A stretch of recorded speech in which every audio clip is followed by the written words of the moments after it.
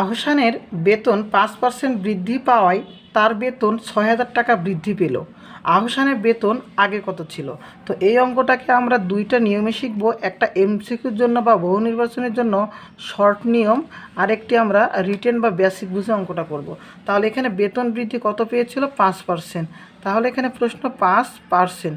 তাহলে এখন এই 5% যেটা বেতন বৃদ্ধি হয়, তাহলে 5 ভাগ আমরা লিখতে পাবো কত? 100। অর্থাৎ 100 টাকা বেতন বৃদ্ধি পায় কয় টাকা? 5 টাকা। তাহলে এখানে যেহেতু প্রশ্নে বেতন আগে চেয়েছে তাহলে আমরা এই 5টাকে আমরা আগে লিখব, 100টাকে পরে লিখব। যদি বলতো যে পরবর্তী কত, তাহলে আমরা কি করতাম? 100-র সাথে এখানে 100 লিখতাম, 5টাকে পরে লিখতাম, কারণ 100 টাকা বেতন বৃদ্ধি পায় 5 টাকা, আমরা এভাবে লিখতাম। ওকে, তাহলে এখানে লিখবো আমরা কি? 5 টাকায় কত হয়? 100 টাকা। এখানে লিখবো 1 টাকায় কত হবে? 100/5 টাকা। এখানে প্রশ্ন দেওয়া আছে কত? 6,000 টাকা। তাহলে 6,000 টাকায় বৃদ্ধি পায় কত হবে আমাদের? বৃদ্ধি কমে যায় 100 গুণিত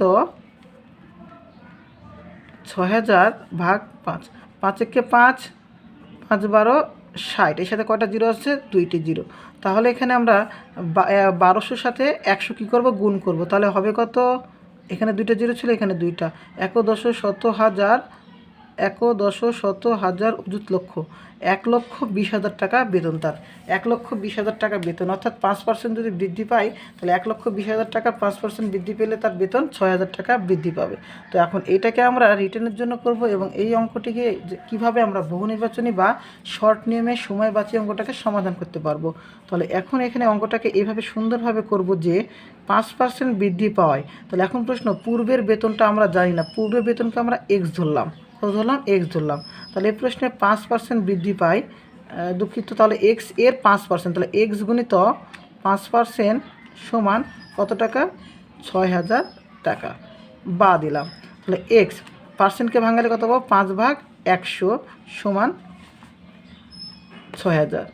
বা তাহলে এক্স গুণটাকে যদি থাকে, তাহলে সমানের পাশে যে হরটা লব হয়, লবটা হর হয়। তাহলে 6,000-এর সাথে গুণ হবে আমাদের কত? 100, আর ভাগ হবে 5। এটাকে আমরা সেমভাবে কাটাকাটি করলে 5 একে 5, 5 12 60, এই যে 2টা জিরো। তাহলে 1200-র সাথে 100 গুণ করলে কত পাবো আমরা? 1 লাখ, 1 লাখ কত? 20,000। ওকে, 1,20,000 টাকা। এভাবে আমরা এমসিকিউতে করব, এটাকে আমরা এমসিকিউতে করব, এবং এটা আমরা বেসিক দিয়ে করব।